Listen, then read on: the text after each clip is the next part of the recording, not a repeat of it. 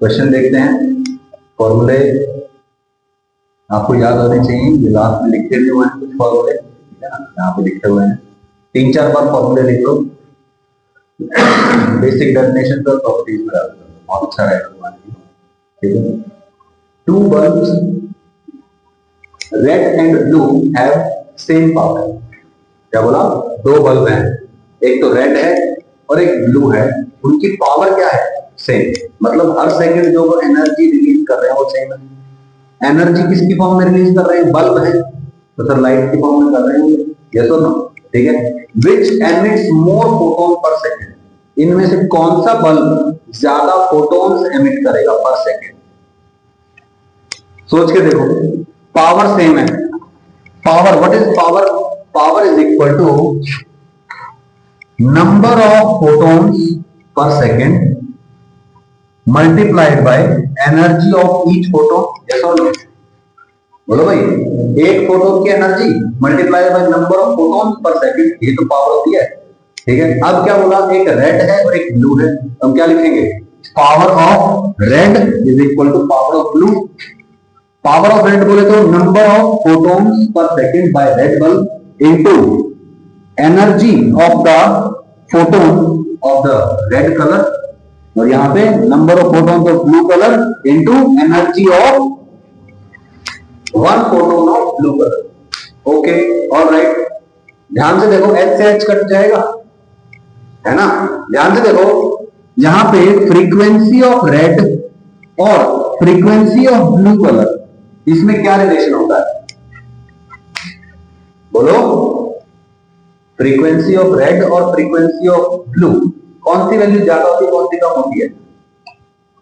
Frequency of red is less. याद रख, ऐसे याद रखो बस, मैंने खुद भी एक ही चीज याद की है, क्या? रेड कलर जो है उसकी वेवलेंथ ज्यादा है तो उसकी फ्रीक्वेंसी कम होती है, तो रेड की फ्रीक्वेंसी कम होती है सारे रंगों में, यस और नो? तो बोलो इसकी फ्रीक्वेंसी कम है, यानी कि ये वैल्यू कम है, ये वैल्यू ज्यादा है, तो बोलो ये दोनों चीजें बराबर कैसे हुई?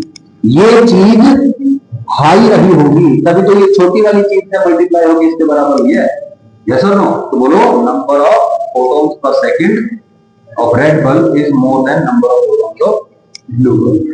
समझ नहीं आया? आया? दक्ष, देवांशु, समझ में आया भाई? Should I repeat? ठीक है, क्वेश्चन देखते हैं। A source of frequency 10 की power 15 hertz has power 10 की power -3 watt.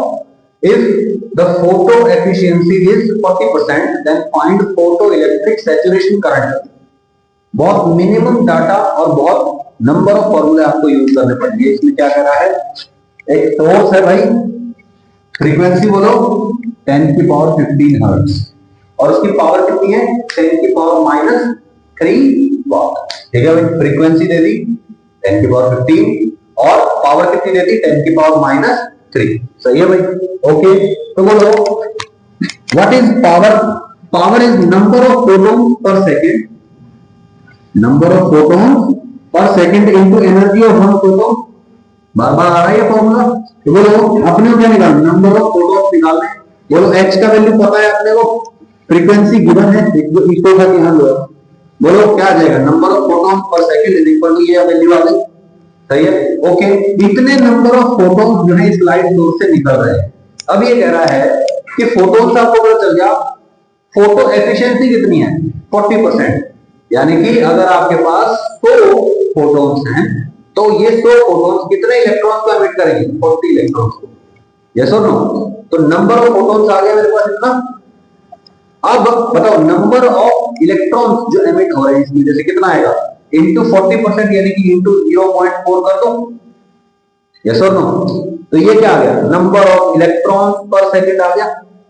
Number of electrons पर second multiplied by charge of each electron, ये क्या आ जाएगा? सैचुरेशन करंट आ जाएगा। बस इतना चाहिए।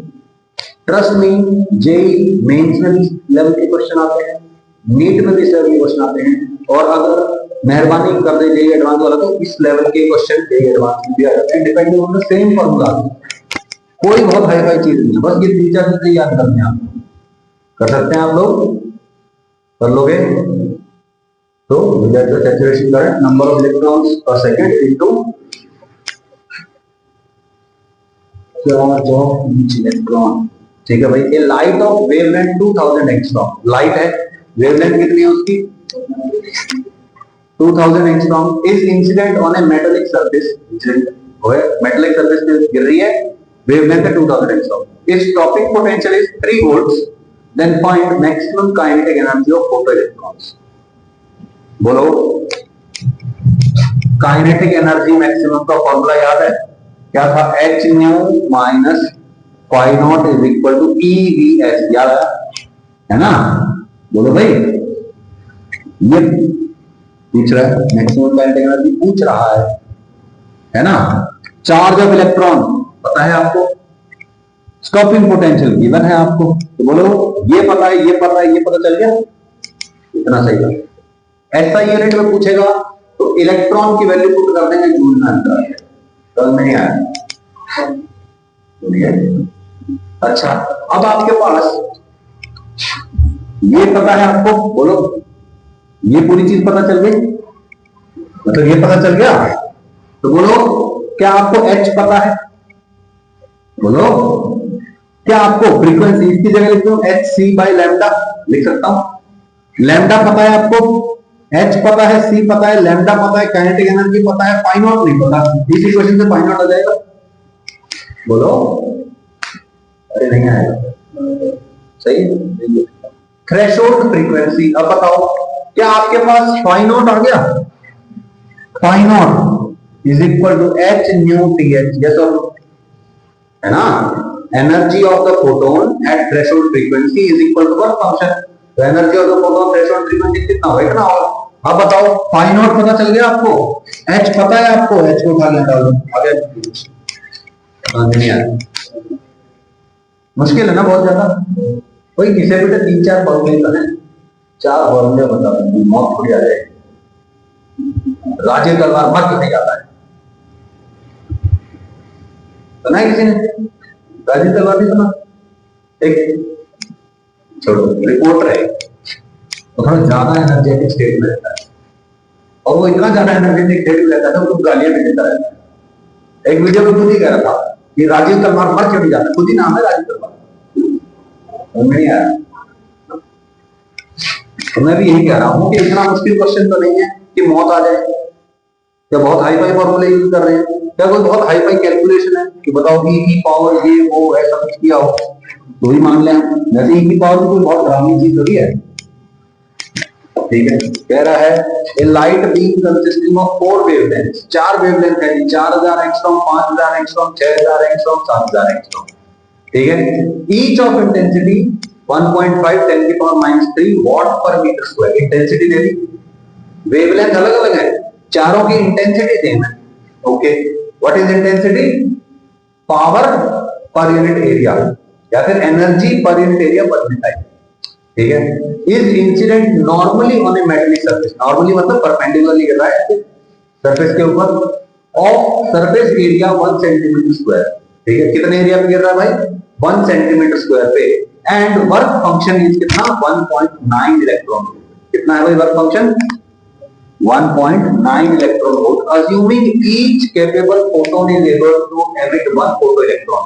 ये अज्यूम करना है कि जो भी फोटोन ऐसा है जो इलेक्ट्रॉन निकाल सकता है वो निकाल ही देगा इलेक्ट्रॉन को, मतलब 100% फोटो एफिशिएंसी के हिसाब से क्या क्या बताना है आपको, find number of photo electrons emitted पर सेकंड, कितने फोटो इलेक्ट्रॉन्स निकल रहे हैं, सेकंड है सैचुरेशन करंट, थर्ड है maximum kinetic energy of photo electron, तो चौथा है स्टॉपिंग पोटेंशियल, पांचवा दिया क्या नहीं, यही है बस।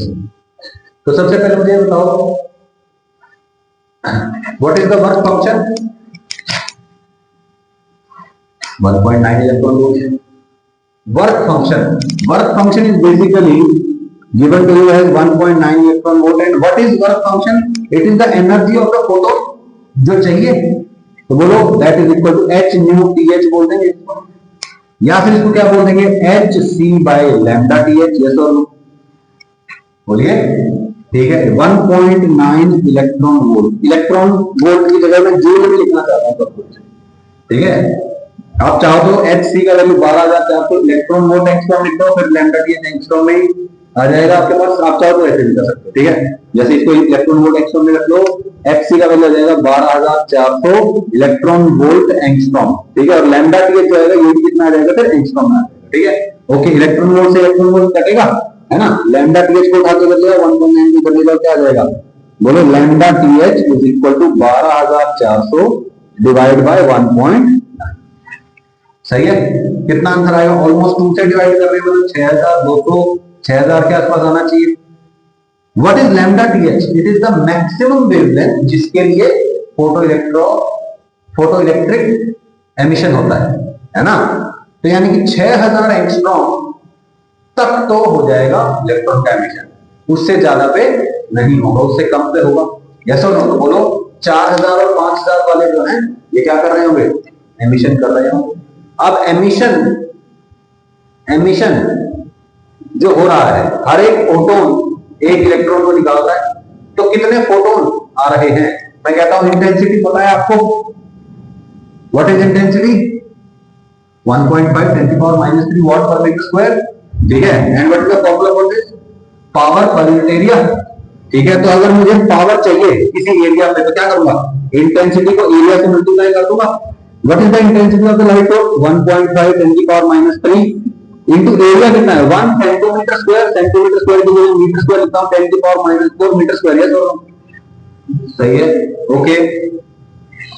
आ गया। What is the power, power is equal to number of electron, sorry number of photons per second into energy of one photon. Energy of one photon पता है आपको, इससे आ जाएगी, इससे आ जाएगी, बोलो एनर्जी ऑफ वन फोटोन क्या आएगा, इसके लिए आएगा एच सी बाय लैम्डा, इसके लिए कितना आएगा एच सी बाय लैम्डा, इसके लिए आएगा एच सी बाय लैम्डा। जिसके लिए निकल रहा है उसका लेंगे, बाकी का लेंगे नहीं। यस और नो? समझ में नहीं आया, ठीक है। तो बोलो यहां से आ जाएगा हमारे पास number of photons, number of photons आ गया भाई। 4000 एंगस्ट्रॉम वाले के लिए आ गया, फिर 5000 वाले के लिए आ जाएगा, नंबर ऑफ फोटॉन्स आ जाएंगे 4000 वाले के, 5000 वाले के, और अगर 6000 वाला भी निकाल तो 6000 वाले के भी आ जाएंगे। नंबर ऑफ फोटॉन्स आ गए। अब ये सारे के सारे मिलकर क्या कर रहे हैं, फोटो इलेक्ट्रिक एमिशन कर रहे हैं। जितने फोटॉन्स हैं उतने ही इलेक्ट्रॉन्स एमिट हो जाएंगे, तो नंबर ऑफ इलेक्ट्रॉन्स आ जाएंगे, नंबर ऑफ इलेक्ट्रॉन्स आ जाएंगे, लेट्स से Ne, उसको E से मल्टीप्लाई कर दो, क्या आ जाएगा, सैचुरेशन करंट। समझ में नहीं आया? Number of photo electrons emitted पर सेकंड आ गया, number of photo electrons, saturation current कैसे जाएगा, इसको E से मल्टीप्लाई करके मैक्सिमम काइनेटिक एनर्जी कैसे आएगी। मैं कहता हूं जब मैक्सिमम एनर्जी का फोटोन सरफेस से टकराएगा तभी मैक्सिमम काइनेटिक एनर्जी से पार्टिकल निकलेगा। बोलो मैक्सिमम काइनेटिक एनर्जी किसकी वजह से होगी, कितने से होगी भाई, इसकी वेवलेंथ सबसे कम है, फ्रीक्वेंसी सबसे ज्यादा है, फ्रीक्वेंसी सबसे ज्यादा है तो एनर्जी भी सबसे ज्यादा है, इसकी एनर्जी सबसे ज्यादा है तो इसकी वजह से इलेक्ट्रॉन निकलेगा, उसके पास काइनेटिक एनर्जी सबसे ज्यादा होगी। तो इसके हिसाब से काइनेटिक एनर्जी का formula, kinetic energy is equal to hc by lambda minus phi naught. जैसे काइनेटिक एनर्जी आ जाएगी 4000 और स्टॉपिंग पोटेंशियल, बोलो काइनेटिक एनर्जी आ गई, kinetic energy is equal to EVS। Kinetic energy को E से डिवाइड करो, divide by VS, that's it. समझ में नहीं आया? बहुत आसान है ना, बोलिए। You have to solve it on your own in rough notebook at least 2 times। Similar question आ जाएंगे, बिल्कुल सिमिलर क्वेश्चन आएंगे, इसके अलग कुछ नहीं आता है। हर साल यही होता है, इस साल भी यही होगा, अगले साल भी यही होगा, उससे अगले साल भी यही होगा, बार बार यही होता है। प्लीज डू इट, ठीक है। 6000 एंगस्ट्रॉम के लिए आ गया, 5000 एंगस्ट्रॉम के लिए आ गया और 4000 एंगस्ट्रॉम के लिए आ गया, ठीक है ना। तो ये तीनों के तीनों निकालेंगे, तो तीनों की वजह से क्या आ जाएगा, नंबर ऑफ फोटॉन्स, क्लियरली, ठीक है भाई, ओके। फिर टोटल नंबर ऑफ आ जाएंगे, टोटल नंबर ऑफ फोटॉन्स, उतना ही टोटल नंबर ऑफ इलेक्ट्रॉन्स निकलेंगे, तो आइए आ जाएगा नंबर ऑफ इलेक्ट्रॉन्स जितने निकलेंगे, यानी नंबर ऑफ फोटॉन्स जितने थे उतना ही नंबर ऑफ इलेक्ट्रॉन्स है, उसको E से मल्टीप्लाई करके सैचुरेशन करना है। काइनेटिक एनर्जी मैक्सिमम कब आएगा, बोलो जब मैक्सिमम फ्रीक्वेंसी वाला होगा। मैक्सिमम फ्रीक्वेंसी मतलब मिनिमम वेवलेंथ वाला, मिनिमम वेवलेंथ कितनी है यहाँ पे 4000, यहाँ पे 4000 वेवलेंथ वाला आएगा, वो यहाँ पुट कर देना, बोलो मैक्सिमम काइनेटिक एनर्जी आ जाएगी। और मैक्सिमम काइनेटिक एनर्जी किसके बराबर होती है, EVS के बराबर। E से डिवाइड कर देंगे तो स्टॉपिंग पोटेंशियल आ जाएगा काइनेटिक एनर्जी। बोलो भाई, EVS equal to kinetic energy max, kinetic energy maximum आती है 1.2 इलेक्ट्रॉन वोल्ट, इसको E से डिवाइड कर दो, E से ही कट जाएगा 1.2 वोल्ट डिफरेंस। समझ नहीं आया? क्लियर? ठीक है। Light beam of wavelength λ1 equal to 0.35 micrometre and λ2 equal to 0.54 micrometre is incident on a metallic sphere one by one. ठीक है। The ratios of maximum velocity emitted photo electrons is 2:1, find the work function of the metal. ये थोड़ा सा अलग question कह रहा है कि 0.34 0.35 माइक्रोमीटर वेवलेंथ वाली एक लाइट वेव जो है एक मेटल सरफेस पे गिरी, ठीक है, और इसकी वजह से जो इलेक्ट्रॉन निकला उसकी वेलोसिटी थी लेट्स से v1, ठीक है। फिर हमने एक उसी मेटल स्फीयर पे एक λ2 वेवलेंथ जो कि था 0.54 माइक्रोमीटर, इस वेवलेंथ की लाइट उसके ऊपर थ्रो करी हमने, तब भी क्या हुआ, फोटो इलेक्ट्रॉन्स का एमिशन हुआ।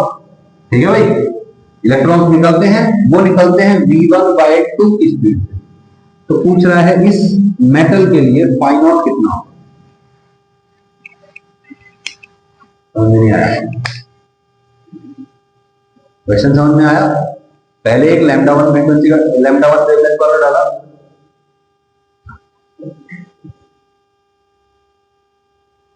एक बार मान दे लगा, ठीक हो गया, दायरा हो किसी का और किसी का कुछ। तो बोलो, पहले λ1 वेवलेंथ वाला एक वेवलेंथ हम थ्रो करते हैं मेटल स्फीयर के ऊपर, वेलोसिटी होती है v1, λ2 से डालते हैं, वेलोसिटी होती है v1/2, है ना, उसकी आधी होती है। अब पूछ रहा है वर्क फंक्शन कितना है। बोलो, मैक्सिमम वेलोसिटी पता है, मैक्सिमम वेलोसिटी पता है तो क्या आपको काइनेटिक एनर्जी पता चल गई? बोलो, ठीक है। तो ध्यान से देखो, अगर मैं कहूं पहले केस में kinetic energy 1 is equal to कितना था, हाफ mv², हाफ mv² था। ओके, सेकंड वाले केस में क्या था, kinetic energy 2 equal to half mv1/2 का स्क्वायर। यस और नो? काइनेटिक एनर्जी 1 और काइनेटिक एनर्जी 2 पता चल गया आपको भाई, वेलोसिटी का रेशियो पता है तो काइनेटिक एनर्जी का रेशियो आ गया। ठीक है भाई, कर दिया 1/2 m। बोलो v1², बोलो 1/4 बनेगा, 4 देख दो क्या आ जाएगा, ये 4/1, सही है। ओके, काइनेटिक एनर्जी का रेशियो आ गया। काइनेटिक एनर्जी का फॉर्मूला पता है मेरे को, काइनेटिक एनर्जी का फॉर्मूला था जब λ1 वेवलेंथ वाला था तो kinetic energy 1 equal to hc/λ minus phi naught. Yes और नो? काइनेटिक एनर्जी का फॉर्मूला होता है ना hν minus phi naught, hc/λ minus phi naught, और kinetic energy 2 hc/λ2 minus phi naught. Yes और नो? बोलो, काइनेटिक एनर्जी 1 और 2 का रेशियो बोलो 4/1, है ना।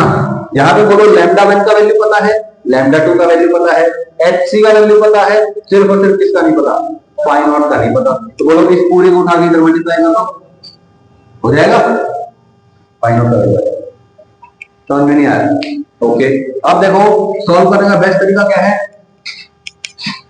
ये किसमें दे रखा है, माइक्रोमीटर में, इसको एंगस्ट्रॉम में कन्वर्ट कर लो, क्योंकि मुझे hc का जो वैल्यू है ये एंगस्ट्रॉम वाला याद है, इलेक्ट्रॉन वोल्ट एंगस्ट्रॉम में। तो बोलो क्या करूं मैं, माइक्रोमीटर की जगह लिख देता हूं एंगस्ट्रॉम, और यहां आ जाएगा 3500, और यहां पे कितना आ जाएगा 5400 एंगस्ट्रॉम, सही है। 12400 divide by 3500, 12400 divide by 1400। Solve कर सकते हैं, 0 कट जाएंगे, सॉल्व कर लेंगे, फाइंड आउट कर लेंगे। आगे भाई, शुड आई रिपीट? 2.6 10 की पावर माइनस 58 जूल, ठीक है। Okay, a light beam of electric field दे रखा है भाई, ये IIT का प्रीवियस ईयर क्वेश्चन है।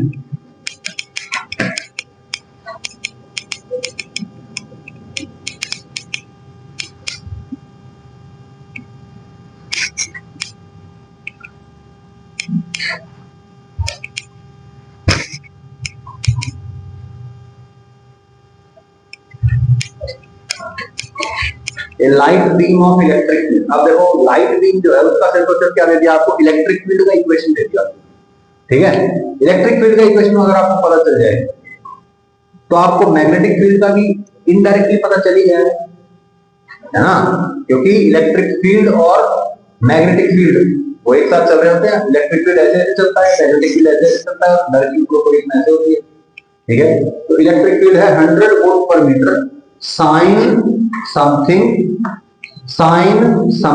Is incident on a metallic surface of work function 2 electron volt. Find the stopping potential. Stopping potential की बात कर रहा है डायरेक्टली, किसकी बात कर रहा है, Vs। और ईवीएस का फॉर्मूला अपने को पता है, वो है काइनेटिक एनर्जी मैक्सिमम, यस और नो। और काइनेटिक एनर्जी मैक्सिमम क्या होता है, h nu minus phi naught. Phi naught given है, न्यू निकाल लें तो बोलो काइनेटिक एनर्जी मैक्सिमम आ जाएगा, यानी कि ईवीएस आ जाएगा, फिर ई से डिवाइड कर देंगे तो ईएस आ जाएगा, यस और नो। ओके, अब ये है समस्या। समस्या क्या है, साइन समथिंग एल्स। अब क्या करोगे, तो ये तो अटक गया क्वेश्चन। इस बार यहां पे फॉर्मूला लगा दो 2 sin a sin b का formula. 2 sin a sin b कहां से आता है, याद करो, cos a minus b minus cos a plus b is equal to 2 sin a sin b होता है। तो बोलो sin a sin b a और b पता चल गया। बोलो यहां पे क्या आ जाएगा, cos a minus b minus cos a plus b। ध्यान से देखो, E is equal to, बोलो क्या करेंगे यहां पे, 2 sin a sin b ऐसे बन जाएगा। तो 100/2 वोल्ट पर मीटर इंटू बोलो cos a minus b बोलो 8 minus 22 कितना आएगा, -14।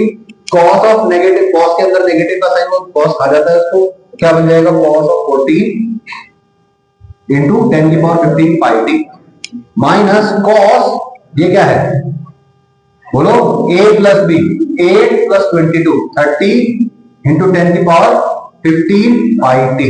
सही है भाई, ओके। अब इसमें इलेक्ट्रिक फील्ड के अंदर दो कंपोनेंट दिख रहे हैं, बोलो electric field is equal to 100/2 volt per metre into this minus 100/2 volt per metre into this. ध्यान से देखो ये क्या लिखा हुआ है, cos ओमेगा t लिखा हुआ है। What is this, this is the omega, और इसके लिए this is the omega, yes और नो, बोलो भाई ओमेगा आ गया, ठीक है। अब मुझे बताओ ओमेगा क्या होता है, angular frequency, it is equal to 2 pi f, omega is equal to 2 pi f। तो ये भी क्या है, 2 पाई f के बराबर है, और ये भी क्या है, 2 पाई f के बराबर है। लाइट वेव के अंदर दो इलेक्ट्रिक फील्ड सम्मिलित है, एक साथ दो इलेक्ट्रिक फील्ड है। हाई फ्रीक्वेंसी किसकी है, 30 वाले की हाई फ्रीक्वेंसी दिख रही है ना, यहां से फ्रीक्वेंसी पता चल जाएगी। कंपेयर दिस विद ओमेगा, और ये ओमेगा किसके बराबर होगा, 2 पाई f के, this is equal to 30 into 10⁻15 pi t। बोलो पाई से ये पाई कट जाएगा, 2 से ये 15 आ जाएगा, 15 इंटू 10⁻15 t, सॉरी t तो गलत लिख दिया, t तो ओमेगा की वाला है ना, ठीक है। तो बोलो फ्रीक्वेंसी का वैल्यू कितना है, 15 इंटू 10⁻15। ये हायर फ्रीक्वेंसी का कंपोनेंट है, इसी की वजह से मैक्सिमम काइनेटिक एनर्जी आएगी, और उसी की वजह से स्टॉपिंग पोटेंशियल देखना पड़ेगा अपने को। तो बोलो अगर आपको फ्रीक्वेंसी पता चल गई है तो डायरेक्टली यहां पे फ्रीक्वेंसी की वैल्यू पुट कर दो, h into frequency minus pi not कितना है, 2 इलेक्ट्रॉन वोल्ट, सही है। h का h न्यू, क्या करो h न्यू को, क्या करना पड़ेगा भाई, h न्यू को किस में लेना पड़ेगा, हाँ इलेक्ट्रॉन, इसको लेना पड़ेगा जूल में, और जो ये पाई नॉट है इसको किस में लेना पड़ेगा, जूल में, सही है।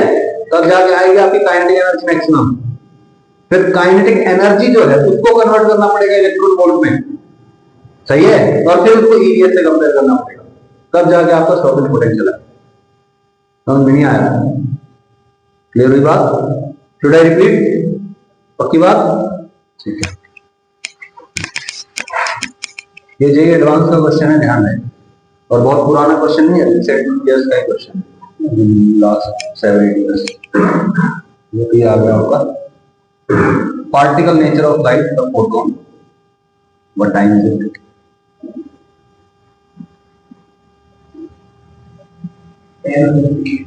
10:58.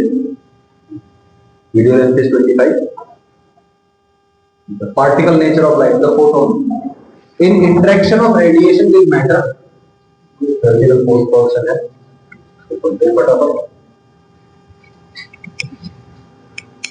In interaction of radiation with matter, radiation behaves as if it is made up of particles called photons. तो जो radiation है यानी कि इलेक्ट्रोमैग्नेटिक वेव्स हैं, वो ऐसा लगता है जो किसके बने हुए हैं?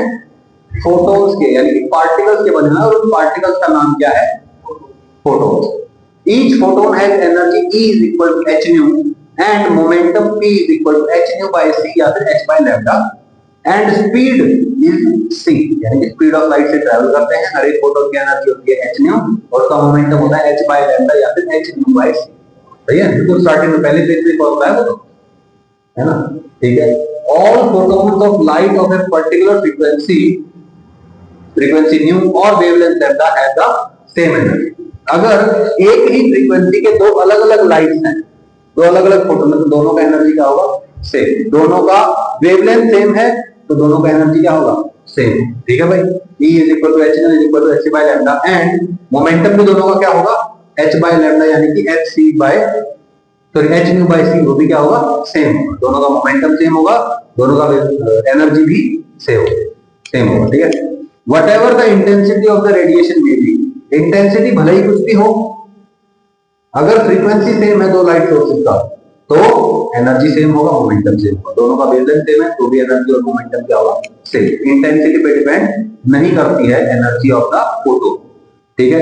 अच्छा, इंटेंसिटी भले ही कुछ भी हो रहा है, इंटेंसिटी का क्या मतलब है? Number of photon. चाहे नंबर ऑफ फोटोन्स कितने ही रिलीज हो रहे हो, लेकिन इंडिविजुअल फोटोन्स की एनर्जी क्या होगी? सेम, अगर उनका फ्रीक्वेंसी क्या है? सही है. Okay, by increasing the intensity of light of given wavelength, there is only an increase in the number of photons per second. क्या बोला? जब क्या किया जाता है? There is an increase in the intensity of light. Frequency को fix रख के जब इंटेंसिटी बढ़ाई जाती है तो क्या बढ़ता है? सिर्फ और सिर्फ नंबर ऑफ फोटोन्स बढ़ता है.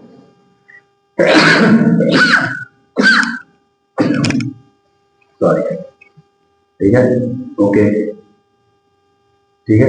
Only there is only an increase in the number of photon per second crossing a given area with each photon having the same energy. क्योंकि फ्रीक्वेंसी सेम है तो हर एक फोटोन की एनर्जी सेम होगी. Total energy जो transfer हुई है दैट विल बी डिफरेंट, क्योंकि नंबर ऑफ फोटोन इंक्रीज हो गए. सही है भाई. ठीक है. Thus photon energy is independent of intensity of radiation. ठीक है भाई. तो फोटोन एनर्जी जो है वो क्या है? इंटेंसिटी ऑफ रेडिएशन पे डिपेंड नहीं करती है. Photons are electrically neutral. Photons जो है इलेक्ट्रिकली न्यूट्रल होते हैं, उनके ऊपर कोई भी चार्ज नहीं होता है. And are not reflected by electric and magnetic fields. वो इलेक्ट्रिक और मैग्नेटिक फील्ड से डिफ्लेक्ट नहीं होते. इन ए फोटोन और photon particle collision such as photon electron collision, photon जब इलेक्ट्रॉन से टकराता है तो क्या होता है? The total energy and total momentum are conserve. Total energy total momentum conserve रहते हैं.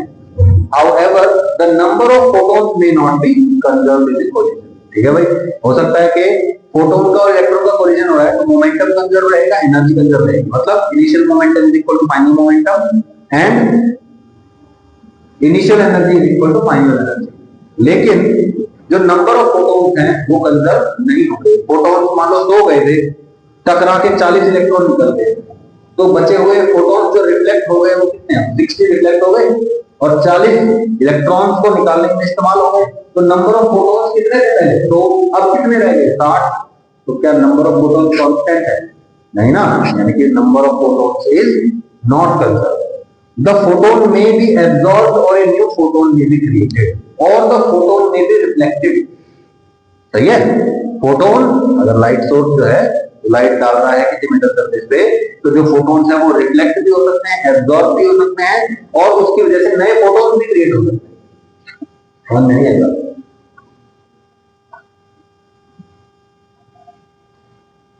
Will continue with this tomorrow. Will continue from here. यहां तक का 3-4 बार पढ़ लो, बहुत फायदे होंगे. ठीक है, बार बार ना समझाना पड़े आपको।